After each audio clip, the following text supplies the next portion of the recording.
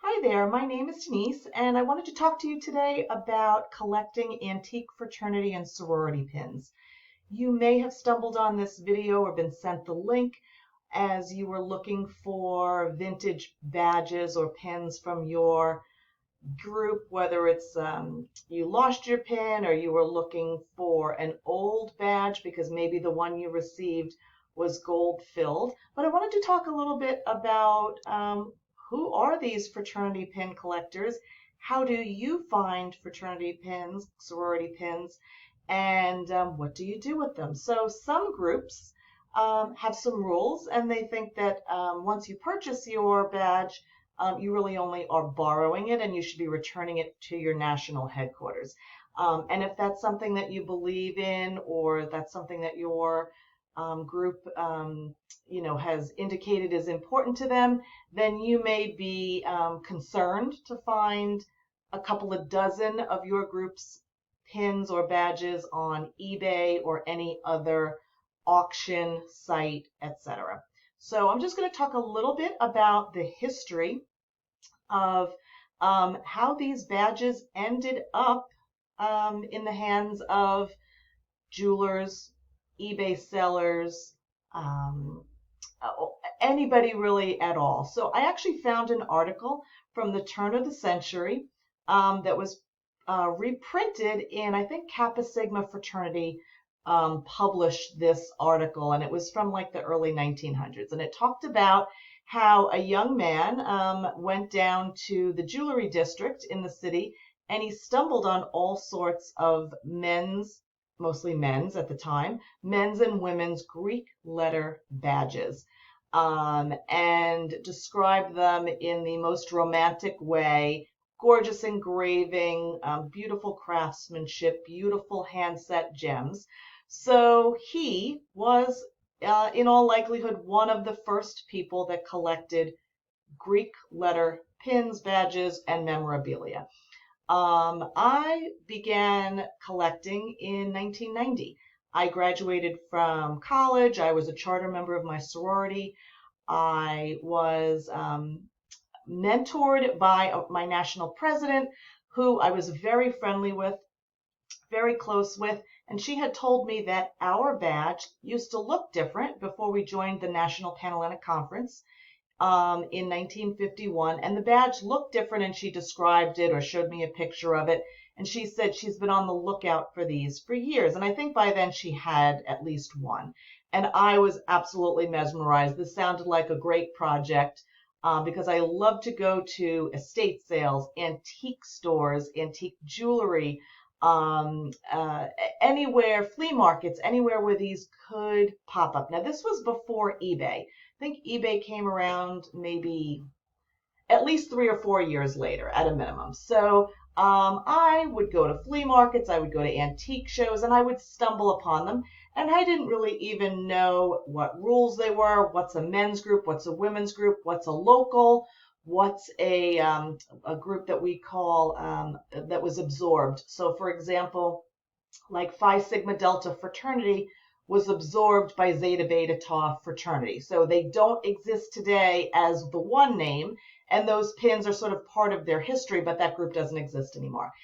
There's actually a fabulous book that you can purchase called Baird's Manual of College Fraternities. They've published it, I don't know, a couple of dozen times since the late 1800s, and I think the last time they published it was 1990. So my national president actually gave me a copy of this book, and I loved reading the histories of the different groups, who merged with who, and what did their badge look like, etc. So I would pick these up at antique shows, and I didn't know there was anybody else out there that did what I did. I just knew, hey, I wouldn't want to see this beautiful pearl or opal or ruby pin get melted down for the price of scrap. And right now, the price of gold is around $1,900 an ounce, which means that if you have an old badge, it might be worth more to a jeweler to melt than somebody might be willing to pay for it. So over these, I don't know, 100 years since that first collector stumbled into that jeweler and picked up his first pin to start his collection, we have been rescuing these pins from the melt pile. And I am not kidding, because over the years, every single, and I'm just going to pretend this is my business card. I have a little card that says, I pop into a jeweler. Hi, I'm looking for antique fraternity and sorority pins. Sometimes they look at you crossways and say, I don't even know what that is. I show them a picture on a piece of paper, and they said, oh, I think we might have some of those in the back, or oh, we melt those. And I always give them my card, and I say, here's my name, my phone number, my email. If you come across any of these, would you please reach out to me? Now, I used to actively be doing this, walking in and out of jewelry stores, especially if I would be on business. You see all those jewelers that say, we buy gold. Well, that's the kinds of things that they buy. You know, the 1980s gold herringbone chains that nobody's wearing, they're buying. They are buying gold for the price of scrap to melt it down. So by myself and many other people over the years walking in and out of these stores and flea markets and giving them our name, we have saved hundreds, thousands of these pins from being melted. Now, are they all collectible or desirable, or are the members all looking to buy them back? No, not necessarily.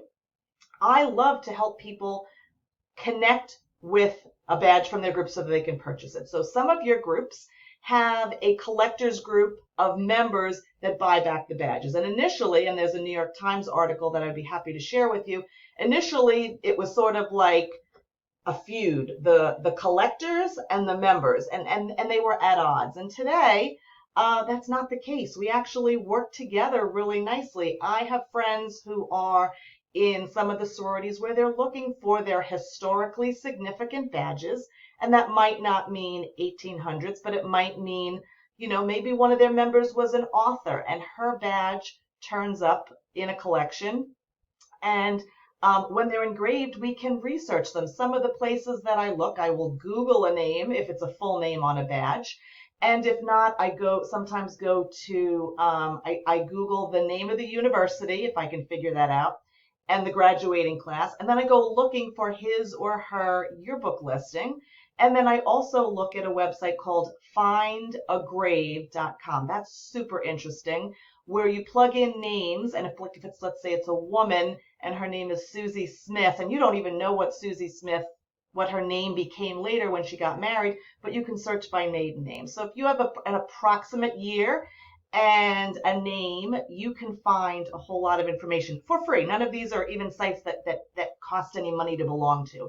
I love to research pins. I love looking on eBay and seeing what sellers do when they research a pin and then they post a photo of the young man or young woman in the 1920s or 30s, or a picture of their chapter composite, or maybe a picture of them from the Find a Grave listing, which was pretty much is basically like an obituary, but it's also sort of tied to your family tree, to your ancestry. Like, so you know the website ancestry.com. You have to pay to be a member there, but some of these link to lots and lots of free resources. So if you are a member and you've listened to this video thus far and you said, Denise, I want to track down a bunch of pins from my group or my dad's group or my grandfather's group, can you connect me with someone? Yes, I can. Are you going to get an 1800s pin for your group tomorrow for $100? Probably not, because if somebody knows that that's how old it is, they're probably going to ask more money for it. Because remember, what did collectors do for years and years and years? They went and gave up their weekends and went really hunting through antique shows and estate sales. And just the same way you might buy an antique armoire or a beautiful antique sofa, the dealer, the person selling it, is going to try to have some compensation for their time, of course, and also they're not going to sell it for less than whatever the price of gold is, which of course, like I said, is very high. In the 80s, when I was initiated, gold was $350 an ounce or so. It is now 6 times that, 5 to 6 times that. And it has not dipped very much in the past 10 years. So I would love to answer any of your questions. There are many people who they buy just to save them, and they will trade or sell badges to to members, or to someone trying to, let's say, I'm actually looking for the locals for my college. So these are men's and women's groups, that aren't affiliated with a national group. So they were only one chapter on one campus. Really hard to find, like a needle in a haystack. But I've posted and told my little group of collector friends who are from all across the US, hey, if you ever come across any of these, this is what I'm looking for. So I would love to help you connect with someone if you're looking to buy, maybe you're a Zeta and you got a plain gold or plain silver badge and you want to get a pearl badge. Can you look on eBay and get them? Of course. Could you probably find them for a little bit better price? Perhaps. But if you start walking in and out of estate jewelers, antique jewelers, flea markets, and you come across something, maybe it's not even a pin that you'd be interested in, take a picture of it, take their card, and reach out and say, hey, I'm trying to find, I saw this, I didn't want it to get melted. Do you know anybody that buys for this particular group? There, it really is sort of a community that we help each other. So thank you for tuning in. I hope some of these tips were useful. I hope it portrays all of these men and women who've been buying badges for, I don't know, for me it's been since 1990, so that's almost 32 years. I hope that you have some understanding of why they buy them, what it is that they love about them, because in every single case, they are members of one of these groups. That is how they got started. And then when they stumbled across other people, maybe I actually met somebody at a show where a dealer said, a big antique show, the dealer said, there was a guy here like 10 minutes ago. He's wearing, a gray jacket and a green backpack, and he's asking for the same exact thing. And I caught up with somebody, said, hey, I hope you don't think this is weird, but I'm pretty sure we're collectors of the same exact thing. And so before eBay, before any of these Facebook groups, before Facebook was even thought of, pretty much when the Facebook founder was probably in elementary school, we had listservs, we had email, but we were really not able to connect the way that we are today. So I might be able to connect you with someone who can help you find something that you're looking for. Maybe you have a bunch of pins and you're not sure what to do with them and you're looking for a buyer. Maybe you saw something at an estate jeweler and you're like, I don't want that to sit there. Maybe there's somebody who wants this. Get their name, get the phone number, take a picture, and reach out. I would love to help to find a home and prevent that beautiful piece from being melted down. So thank you for being part of most likely the men's and women's groups, the National Panhellenic Conference for the women's groups, the NIC and other of the men's national groups, and maybe you're a member of a local. In any case, thank you for tuning in, for coming to learn a little bit about what fraternity pin collectors are all about, and looking after these beautiful, sentimental, beautifully created craftsmanship pieces, and maybe we can help you find something that you've been looking for many years. So thanks for tuning in. Feel free to reach out, and I hope you have a wonderful day. Bye for now.